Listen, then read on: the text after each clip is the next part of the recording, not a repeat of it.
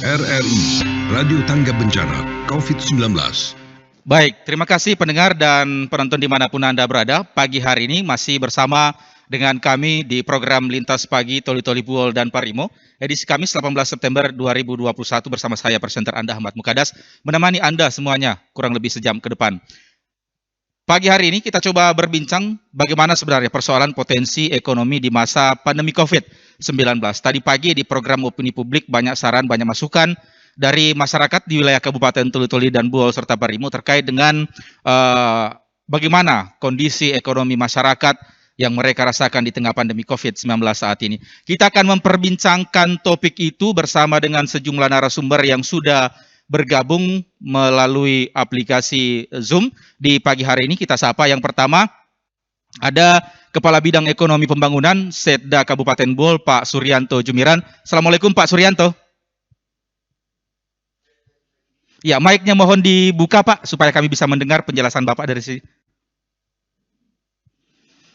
Ya, kemudian yang kedua ada Kepala Seksi Neraca BPS Toli Toli, Fitra Aulia SST. Assalamualaikum Pak Fitra. Waalaikumsalam Pak. Alhamdulillah sehat Pak ya. Alhamdulillah yang sehat Pak. Baik. Kemudian yang ketiga ada Kepala Dinas Perdagangan Kabupaten Parigi Motong, Bapak Muhammad Yasir. Kemudian juga ada Kepala Bidang UMKM Dinas Perdagangan Toli Toli, Bapak Abdul Haris. Saya lebih awal ke Pak Fitra Aulia, Kepala Seksi Neraca BPS Kabupaten Toli Toli. Kami ingin mengetahui dulu Pak, lebih awal. Publik ingin mengetahui lebih awal. Seperti apa sebenarnya Pak gambaran pendapatan per kapita masyarakat di wilayah Kabupaten Toli Toli di masa pandemi COVID-19 ini Pak. Mohon mungkin videonya Pak bisa dibuka. Videonya Pak ya, oke. Iya.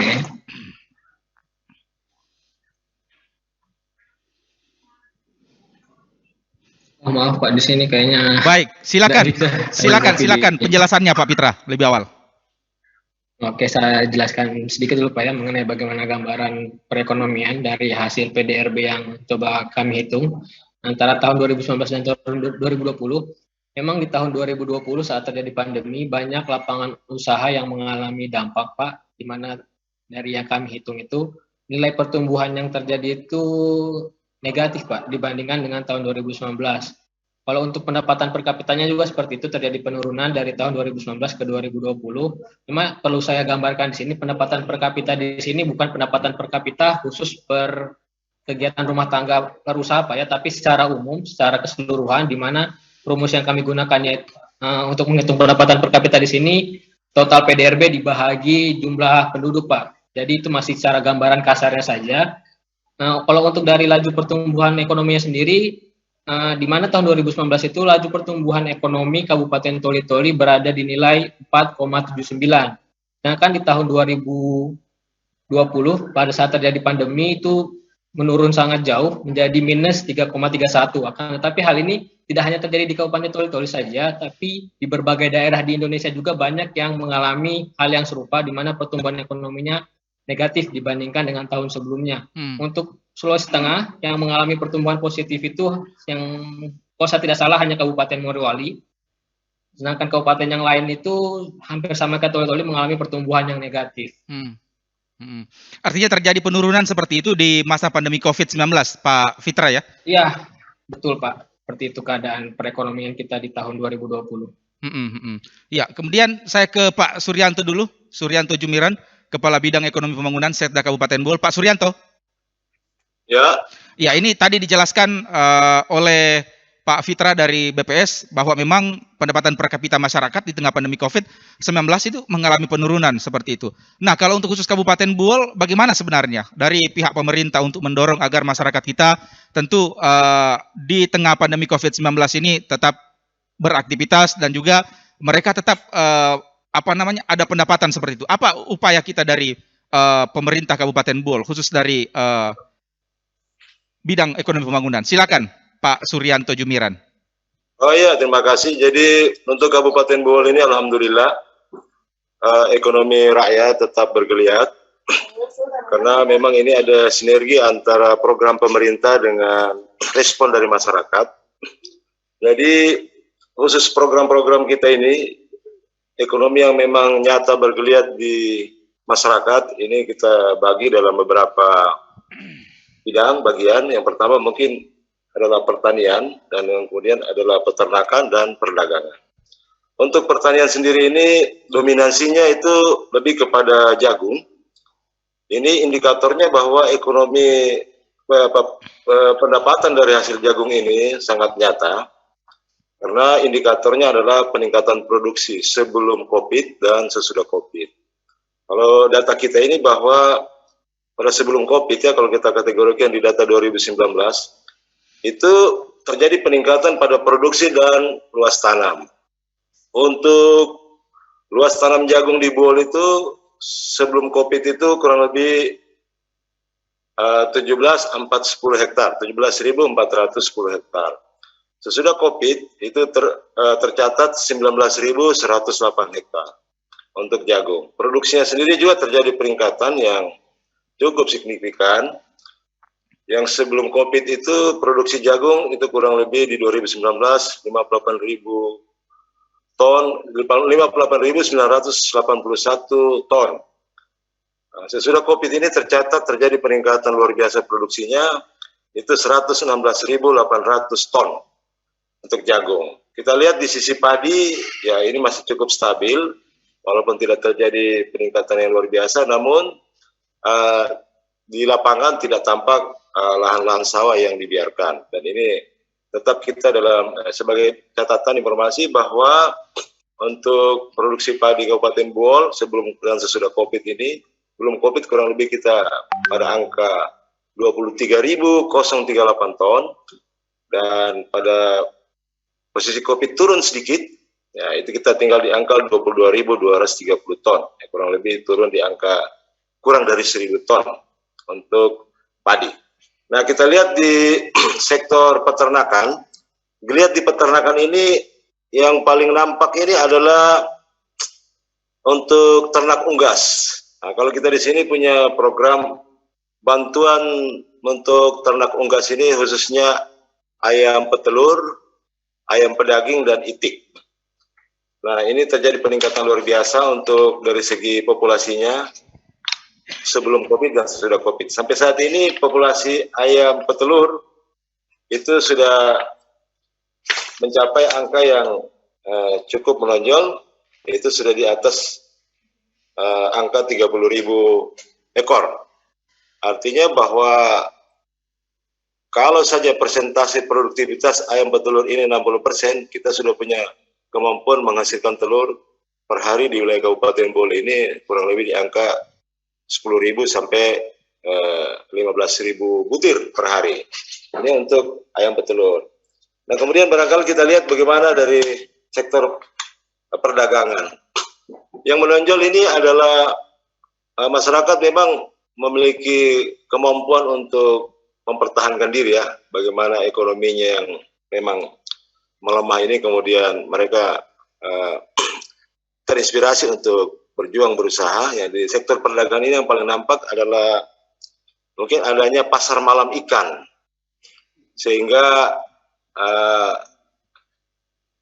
yang tadinya bahwa orang kalau beli ikan itu cukup pada pagi sampai sore hari, kemudian ada geliat perdagangan pasar malam ikan yang kemudian yang lahir dari masyarakat, kemudian ditunjang dengan perlengkapan sarana dan prasarana jual oleh pemerintah daerah. Walaupun dalam hal ini kita tetap memperhatikan protokol ya, prokes untuk kegiatan pasar malam ikan ini. Baik Pak, ya.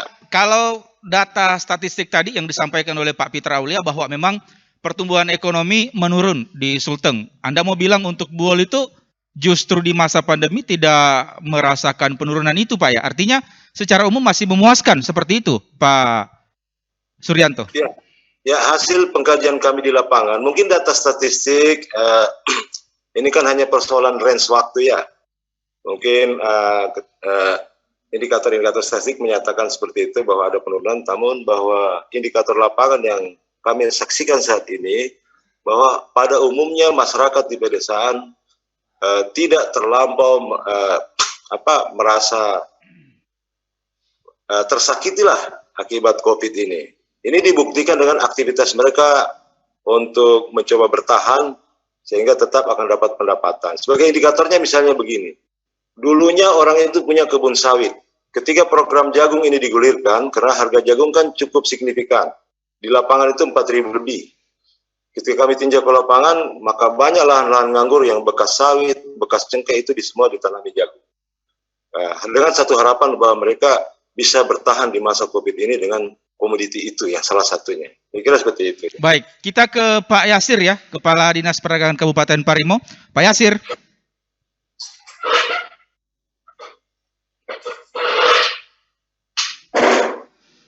Baik, kita coba menghubungi juga Kepala Dinas Perdagangan Kabupaten Parigi Motong, Bapak Muhammad Yasir. Kita coba berbincang bagaimana sebenarnya gambaran soal ekonomi di Kabupaten Parigi Motong di tengah pandemi COVID-19. Kita tentunya ingin mensinergikan antara Kabupaten Toli-Toli, Kabupaten Buol, dan juga Kabupaten Parigi Motong seperti itu. Anda juga pendengar bisa bergabung di kesempatan kali ini di 0852 4248 6001. Anda dapat berbincang dengan sejumlah narasumber kami tentunya yang hadir melalui via Zoom pada kesempatan pagi hari ini. Kita coba berbicara sebenarnya potensi ekonomi di masa pandemi COVID-19. Kalau tadi dari Kabupaten Buol menyampaikan bahwa memang tidak berpengaruh secara signifikan seperti itu, bahwa memang masyarakat tidak bisa dikata tidak merasakan dampak yang sangat besar seperti itu. Saya ke Pak Pitra lagi. Coba ke Pak Pitra, Kepala Seksi Neraca BPS. Pak Pitra. Iya, Pak Pitra. Ya. Iya, tadi juga disampaikan bahwa penurunan ekonomi itu kalau dari gambaran data statistik yang kira-kira yang paling tertekan itu dari sektor apa, Pak? Kalau kita bicara sektor pertanian, Pak ya, kategori A di sini kan kategori itu ada banyak, Pak ya, pertanian, peternakan, tanaman pangan, perkebunan. Memang tidak begitu terkena dampak selama COVID, Pak. Namun usaha-usaha besar seperti usaha pertambangan, usaha konstruksi, usaha industri pengolahan itu yang memiliki andil yang terbesar, Pak. Karena mereka memang skalanya itu transportasi juga salah satunya, karena selama pandemi kan kita dilarang ya Pak ya, melakukan perjalanan, dan itu berdampaknya cukup signifikan.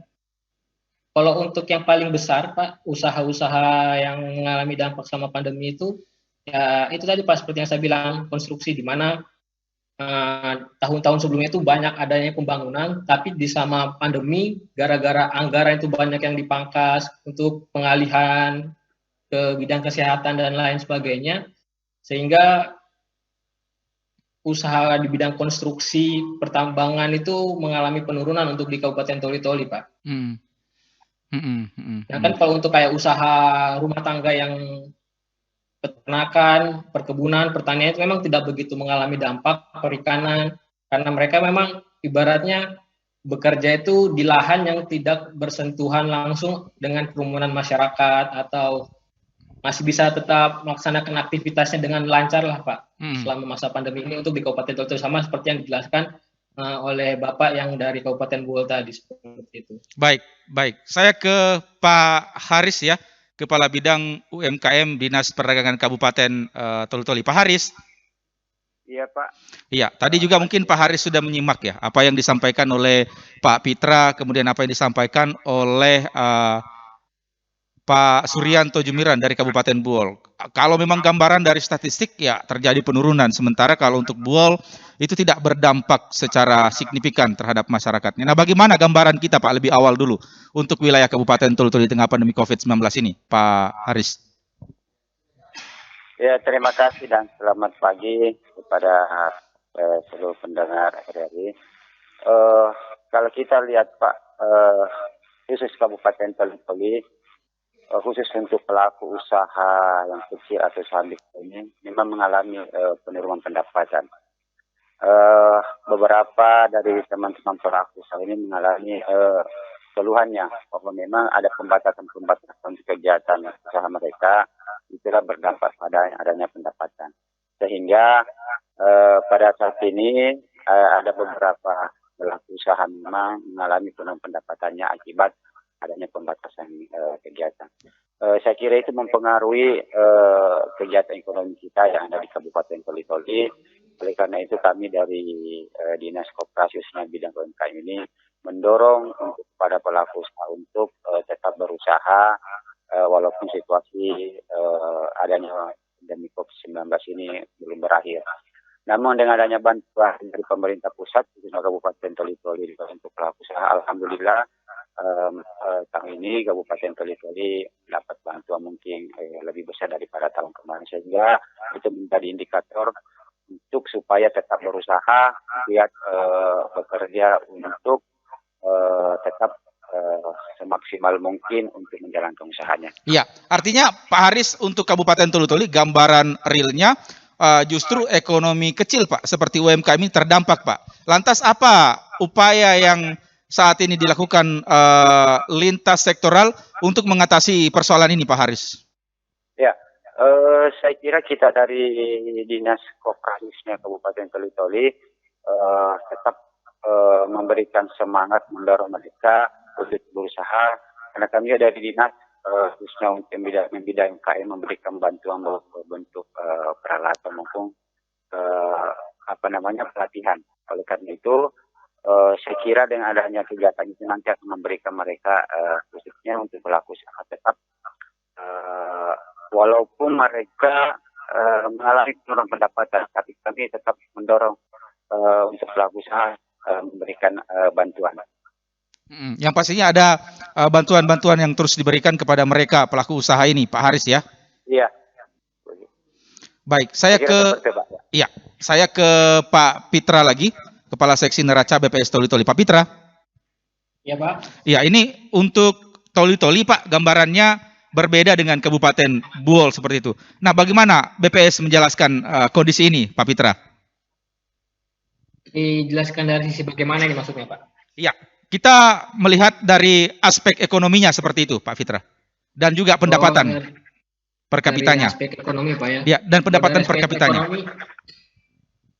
Kalau untuk dari aspek ekonomi mungkin ada perbedaan mungkin Pak ya, memang dari Kabupaten Toli-Toli dan Kabupaten Buol, sehingga di saat Kabupaten Buol itu mungkin tidak mengalami dampak yang signifikan, tapi Kabupaten Toli-Toli tetap berdampak selama COVID ini, dan memang seperti didukung juga oleh pendapatan dari Bapak tadi yang dari Dinas UMKM, sejalan dengan apa yang kami tampilkan juga, bahwa memang perekonomian di Toli-Toli mengalami dampak selama COVID-19.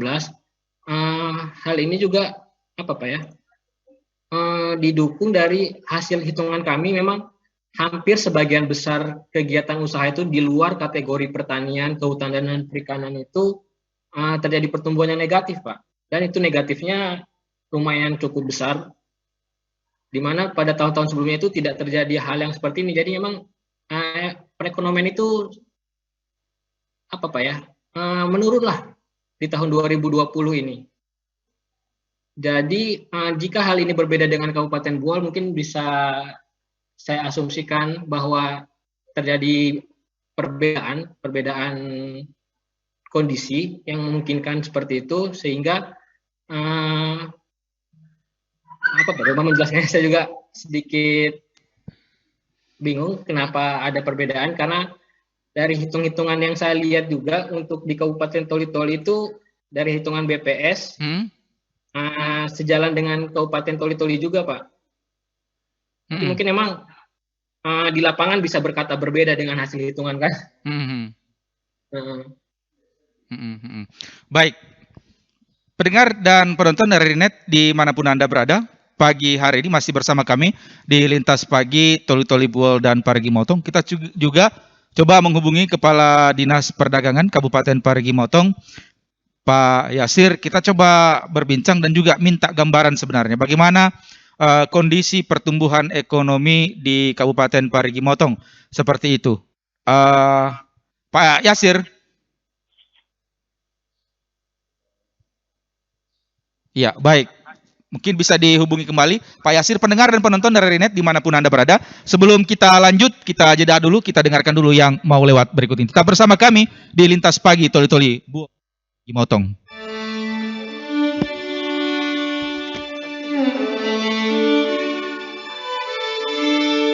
Persatuan Indonesia adalah bunyi sila ketiga dari Pancasila. Kini jiwa persatuan itu diuji. Rasa empati, kepedulian, dan kebersamaan terpanggil dengan adanya pandemi corona. Jika kita pernah bertanya, apa yang bisa kita berikan untuk bangsa ini? Kinilah saatnya dengan di rumah saja, dengan menjaga kesehatan, menjaga kebersihan, dan tetap produktif. Di rumah aja. Di rumah aja. Di rumah saja. Di rumah saja. Di rumah aja. Di rumah saja. Di rumah aja.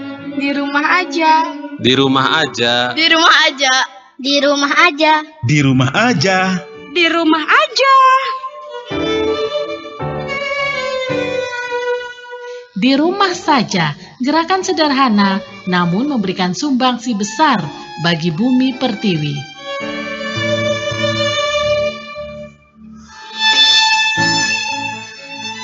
Segenap elemen bangsa, bersama kita lawan dan putus mata rantai penyebaran virus corona COVID-19 dengan Persatuan Indonesia.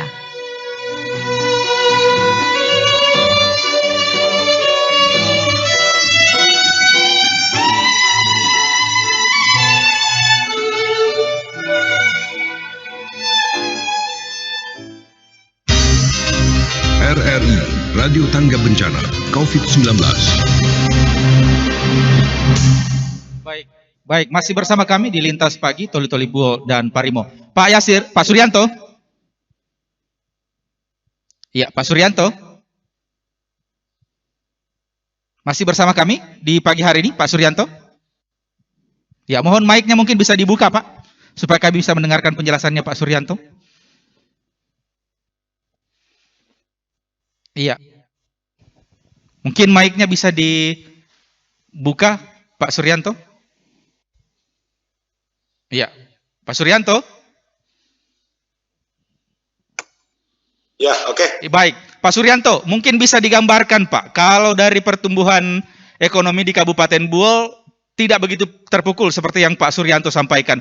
Apakah memang ada strategi khusus, Pak, dari Pemda Buol untuk bisa mempertahankan pertumbuhan ekonomi yang positif selama masa pandemi COVID ini, Pak? Ya, jadi memang Pemda Buol punya beberapa strategi. Yang strategi ini memang telah dirancang dengan matang jauh sebelum COVID hadir. Jadi pada saat COVID, kemudian kita melihat bahwa dampaknya itu tidak begitu terasa. Jadi beberapa program pemerintah ini misalnya untuk peningkatan produksi jagung. Bahwa target pemerintah ini kan memang untuk peningkatan produksi jagung ini hanya sampai pada posisi 100.000 ton. Namun setelah dievaluasi ternyata produksi kita melampaui target. Itu mencapai 116.000 ton 800. Nah, jadi indikator ini menyatakan bahwa untuk misalnya program pengembangan jagung itu tidak terdampak produksi jagung. Nah, ini yang programnya memang ini kita beri nama memang awalnya ini P3K, Program Percepatan Pengentasan Kemiskinan. Kemudian juga ada program Buol untuk peningkatan produksi padi atau mempertahankan kondisi produksi padi sehingga kita bisa tetap surplus. Yaitu kita punya program yang namanya Gertak Bos, Gerakan Serentak Buol Swadaya. Kemudian untuk peningkatan produksi ternak, khususnya sapi, kita juga punya program yang sebelum COVID hadir itu yang diberi nama One Man One Cow. Artinya satu penduduk Buol harus punya satu sapi. Program ini dirancang jauh sebelum hadir COVID. Dan selama masa COVID justru program ini terus digenjot dan ditingkatkan. Jadi itulah mungkin beberapa strategi kami.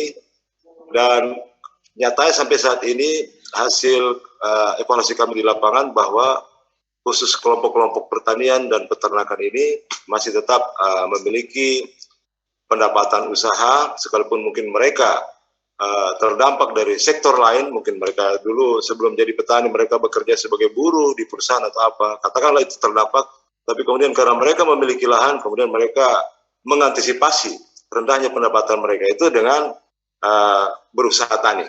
Mungkin itu gambaran ringkasnya. Baik, Pak Suryanto, bukankah saat ini juga Pak pemasaran juga sulit di masa pandemi COVID ini Pak? Nah, apa yang dilakukan di Buol sampai kemudian tidak terdampak signifikan Pak perekonomiannya Pak?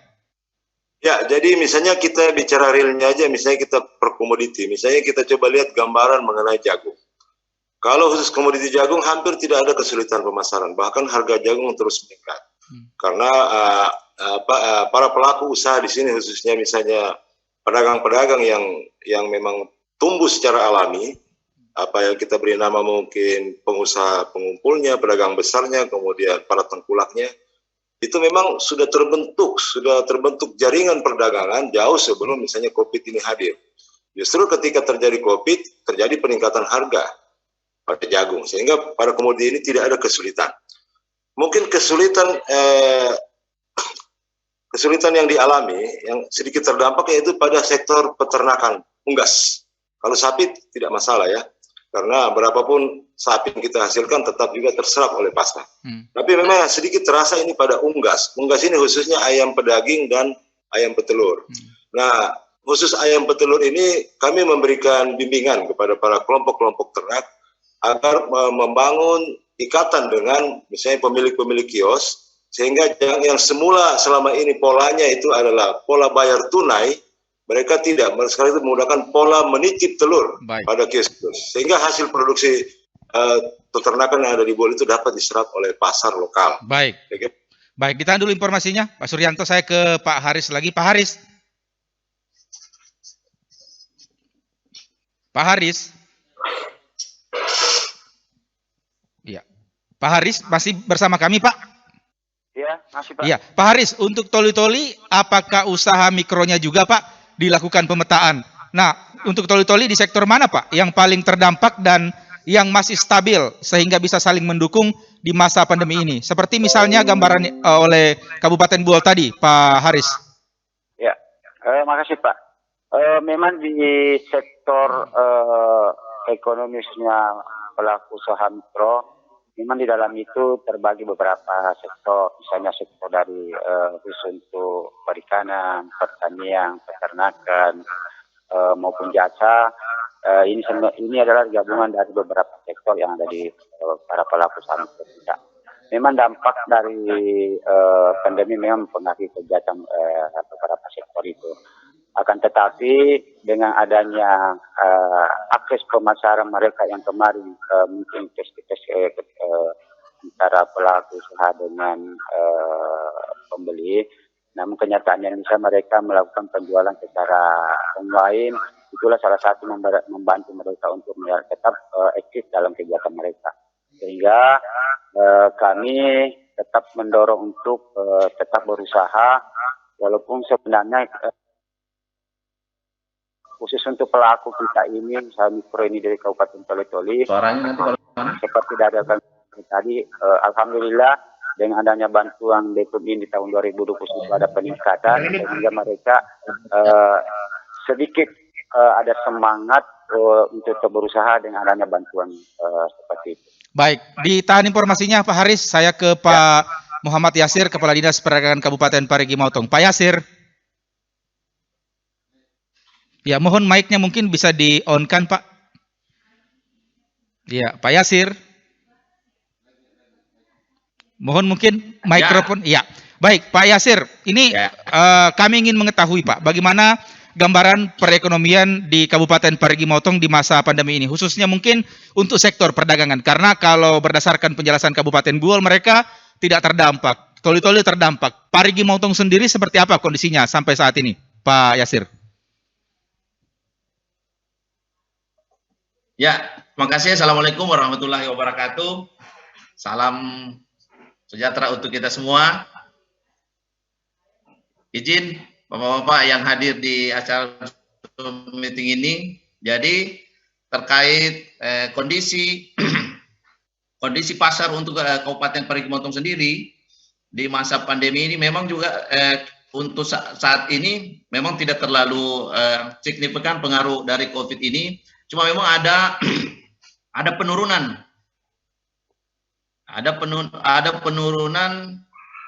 penurunan jumlah. Ya, Pak Aris. Ya, silakan Pak Yasir. Ya, memang ada penurunan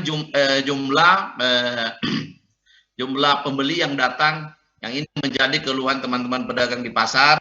Memang karena dipengaruhi oleh pendapatan, khususnya saja contoh untuk pegawai sendiri itu dengan adanya refocusing otomatis mengurangi pendapatan dari pegawai itu sendiri, sehingga pengurangan pendapatan itu tentunya juga berdampak kepada pengurangan konsumsi.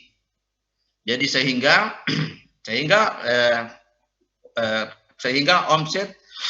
omset penjualan di pasar itu agak menurun, Pak, karena memang konsumsi itu sendiri itu menurun. Hanya itu yang sangat berpengaruh saat ini. Kalau untuk harga-harga sendiri dari pantauan beberapa minggu terakhir sampai bulan-bulan kemarin juga itu tidak terlalu berdampak, Pak, karena perkembangan harga ya cukup normal, Pak. Seperti itu untuk kondisi pasar kita yang ada di Kabupaten Parigi Motong. Baik. Mungkin itu, Pak, untuk sementara. Baik. Kemudian bagaimana cara pemerintah Kabupaten Parigi Motong menyikapi soal penurunan konsumsi dan permintaan pasar di sektor perdagangan untuk saat ini, Pak Yasir? Jadi memang untuk peningkatan pendapatan sendiri itu sudah ada beberapa program dari pemerintah pusat sendiri. Tetapi untuk di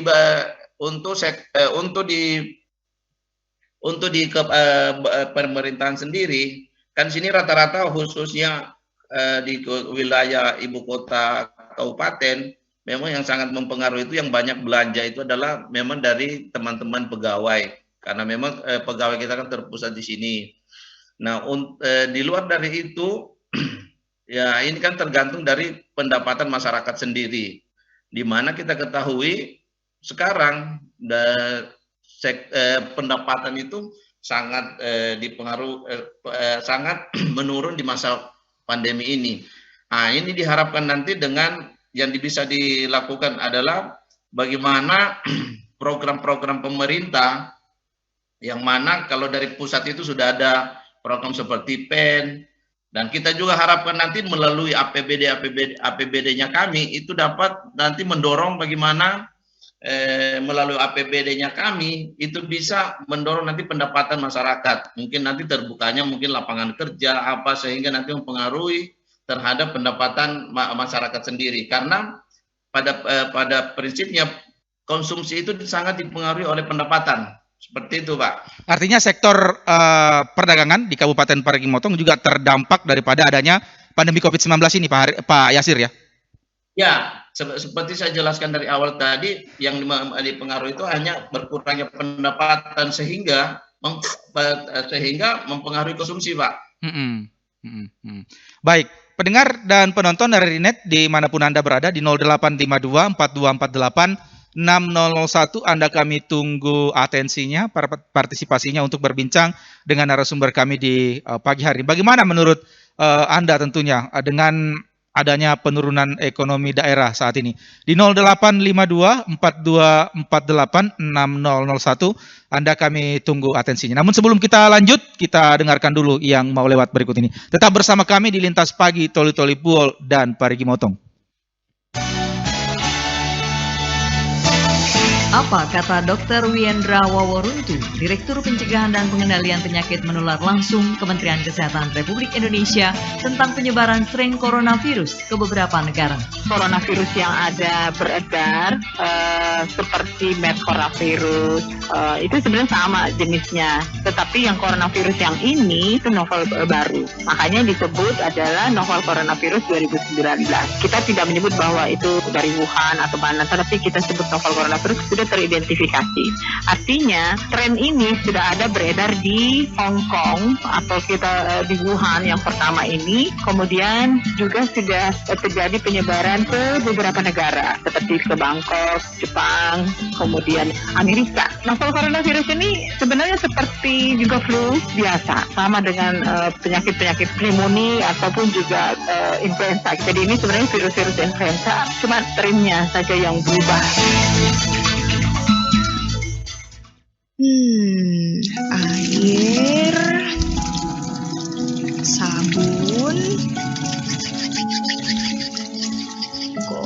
Gosok seluruh telapak tangan selama 20 detik. Cara singkat untuk mencegah virus maupun bakteri penyakit masuk ke tubuh kita. RRI, Radio Tangga Bencana, COVID-19.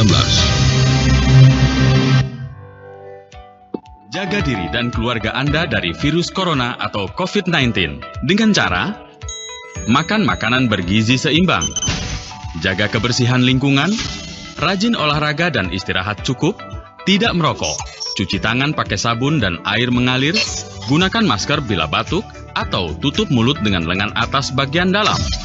Minum air putih 8 gelas per hari, makan makanan yang dimasak dengan sempurna. Bila demam dan sesak nafas, segera ke fasilitas kesehatan. Dan jangan lupa berdoa. Untuk informasi hubungi hotline virus corona 021 521 0411 dan 0812 12 12 3119. RRI, Radio Tangga Bencana, COVID-19. Terima kasih Anda masih bersama kami di Lintas Pagi Toli Toli Buol dan Parigi Motong.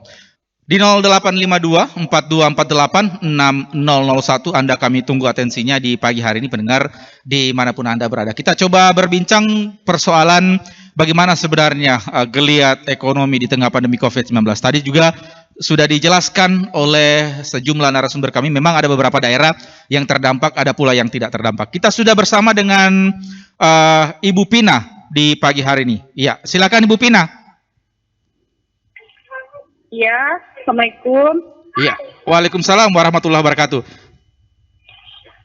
Iya, bagaimana Bu Pina ekonomi yang dirasakan saat ini, Ibu Pina?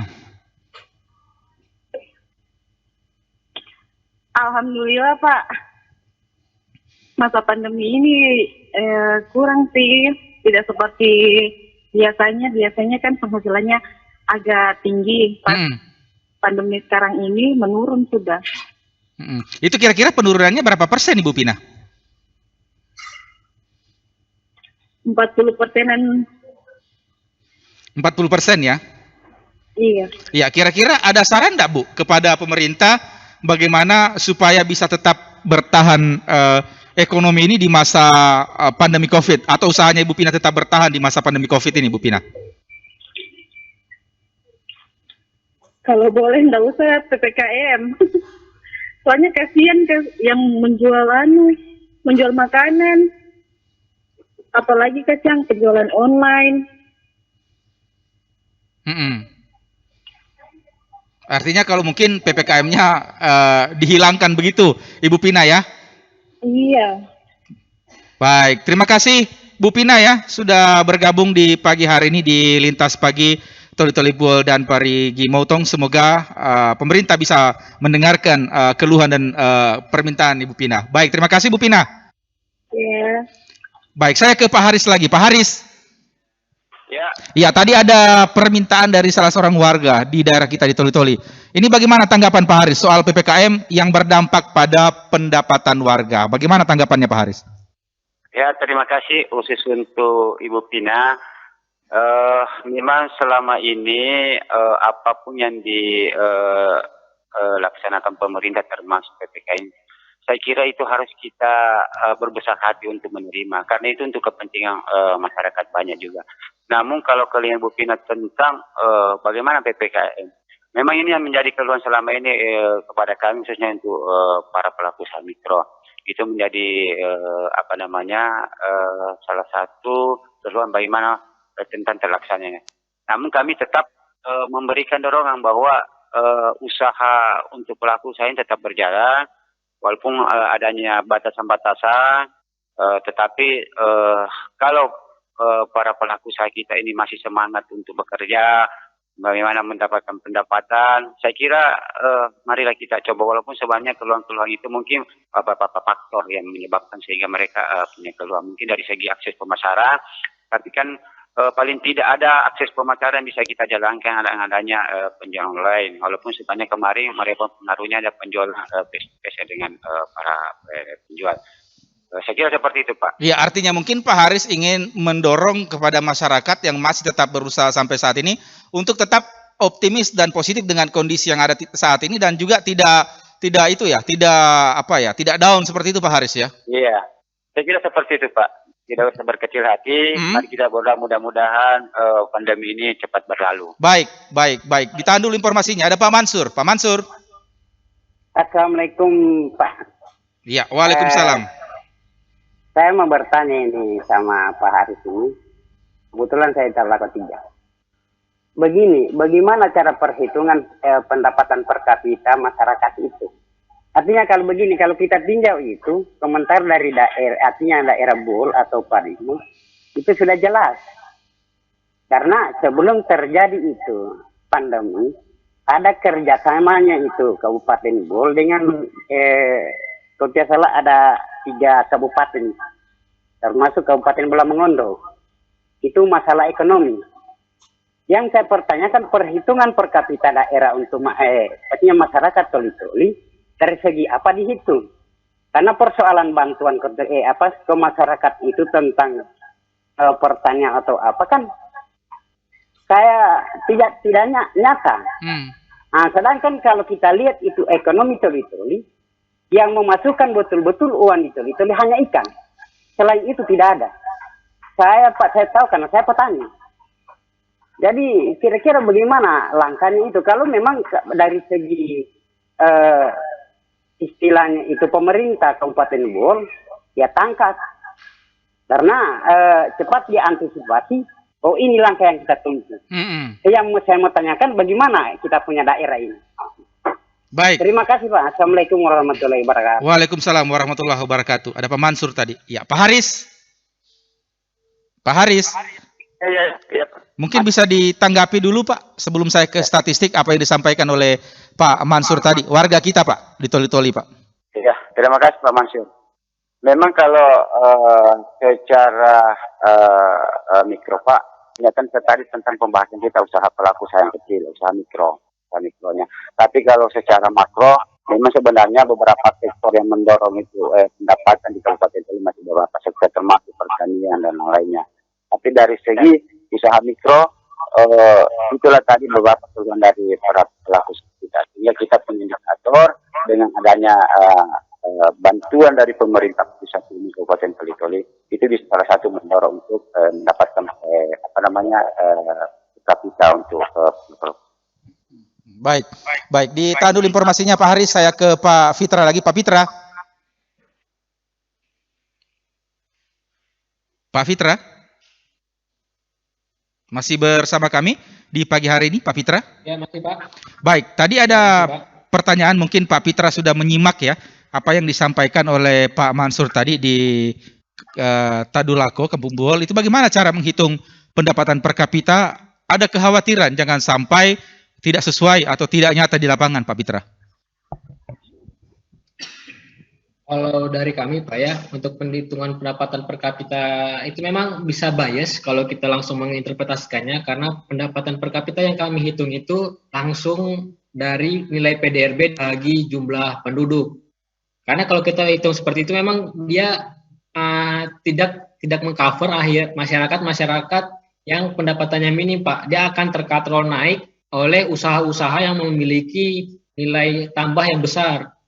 Makanya itu untuk di kami tidak menampilkan nilai pendapatan per kapita per usaha karena memang cakupan datanya itu tidak memenuhi dan itu biasanya hanya dilakukan oleh pusat yang skalanya nasional Pak. Seperti itu. Jadi memang pendapatan per kapita ini memang data yang sensitif untuk di tingkat kabupaten itu memang agak susah ya Pak ya, karena itu harus melihat berapa jumlah usaha, rumah tangga usaha di masing-masing kategori dan berapa nilai tambah yang dihasilkan dari kategori tersebut.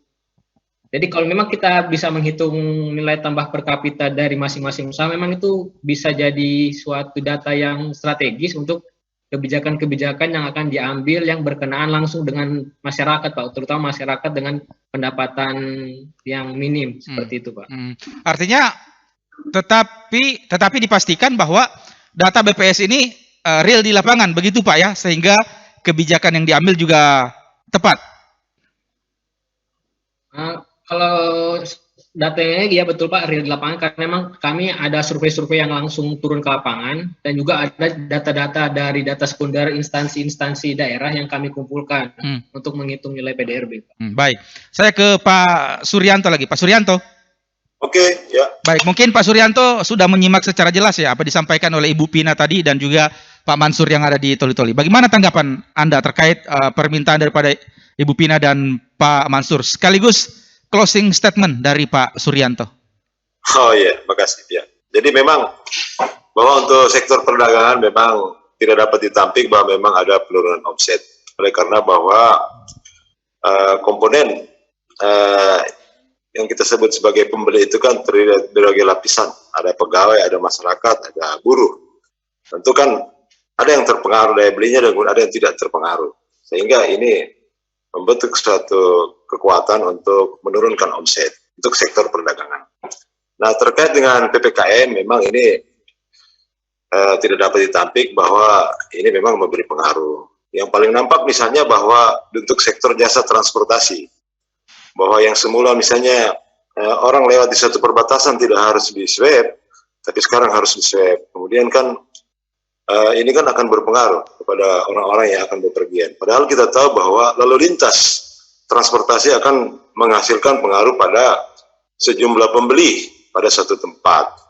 Nah, ini pasti nyata. Nah, mungkin apa yang kami sarankan mungkin sejalan dengan apa yang diharapkan, apa yang disampaikan oleh Pak Haris tadi, bahwa ini membutuhkan keikhlasan dan rasa optimis bahwa walaupun mungkin terjadi penurunan omset, yang penting di masa pandemi ini kita masih terus berjuang untuk bertahan dan berharap di suatu masa nanti yang tidak terlalu lama, kita optimis saja bahwa kita akan secara signifikan akan terus dapat meningkatkan pendapatan dari masing-masing sektor yang berinteraksi ini. Mungkin itu yang dapat kami sampaikan. Terima kasih. Baik, terima kasih Pak Suryanto Jumiran, Kepala Bidang Ekonomi Pembangunan Sedakap Kabupaten Buol sudah bergabung bersama kita di pagi hari ini. Sekali lagi terima kasih, selamat beraktivitas Pak Suryanto. Ya, makasih. Iya, Pak Yasir. Baik, Pak Yasir masih bersama kami Pak di pagi hari ini. Iya, baik Pak Yasir, ini terkait dengan apa yang disampaikan oleh dua penelpon kami dari Toli-Toli seperti itu, seperti apa tanggapan Pak Yasir, dan ini juga sekaligus closing statement dari Pak Yasir. Ya, makasih Pak. Jadi tadi terkait untuk permintaan untuk untuk menghilangkan PPKM memang agak susah Pak. Jadi memang kami pada di Parigi Motong, jadi lebih ke bagaimana sebenarnya mencari solusi yang dihadapi oleh teman-teman UMKM. Kita ketahui bahwa UMKM ini adalah yang menjadi pilar terpenting dalam perekonomian di daerah. Jadi ada beberapa permasalahan yang dihadapi teman-teman UMKM Pak. Jadi itulah yang akan kita carikan solusi gimana UMKM itu bisa bertahan dengan kondisi dengan kode PPKM.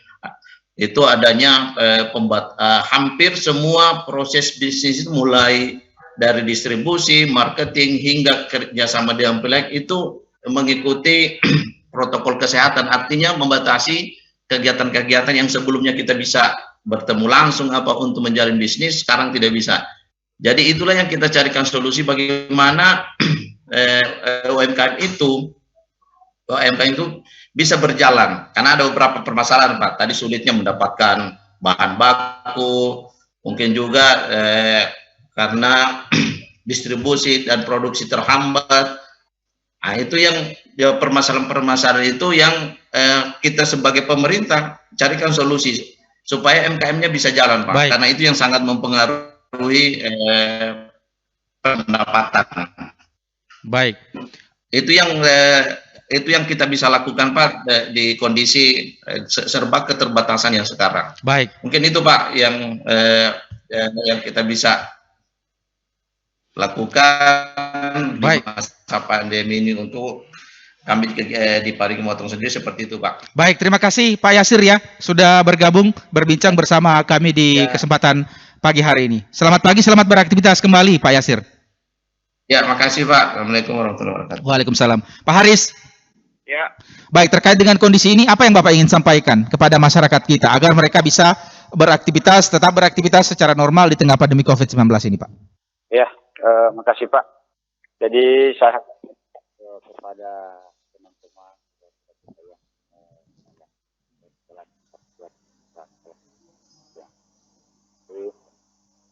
kami strong berikan mendengarkan serta berpegang teguh tetap berbicara kalau Ya. Pak Haris, mungkin volumenya sedikit diperbesar, Pak. Oke, Pak. Ya, silakan Pak Haris. Makasih, Pak. Jadi terakhir saya kira kami dari Dinas khususnya untuk pelaku usaha tetap mendorong bagaimana tetap bekerja bersemangat walaupun adanya pembatasan adanya PPKM. Saya kira tidak mari kan jadikan cambuk itu semangat untuk bekerja bahwa mudah-mudahan PPKM atau COVID ini cepat berlalu sehingga tetap bekerja seperti biasa. Baik, terima kasih Pak Haris ya sudah bergabung dan berbincang bersama kami di pagi hari ini. Selamat pagi, selamat beraktivitas kembali Pak Haris. Iya, selamat pagi Pak. Iya, Pak Pitra. Baik, ini di sesi terakhir apa yang Pak Pitra ingin sampaikan kepada masyarakat kita di wilayah Kabupaten Toli-Toli, Buol dan juga Parigi Motong? Oke, baik, terima kasih Pak. Memang pandemi ini bukan hanya terjadi di wilayah kita Toli-Toli, namun di seluruh Indonesia.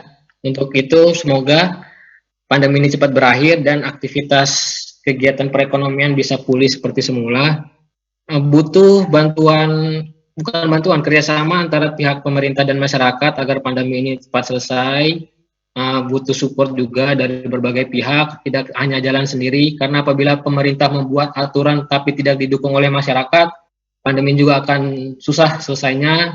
Dan juga mohon dari pemerintah bisa mendengar masukan-masukan dari masyarakat, karena memang yang banyak mengalami dampak dari pandemi ini masyarakat juga, dan juga kepada seluruh pihak agar bisa saling kerjasama mengatasi pandemi ini biar cepat selesai.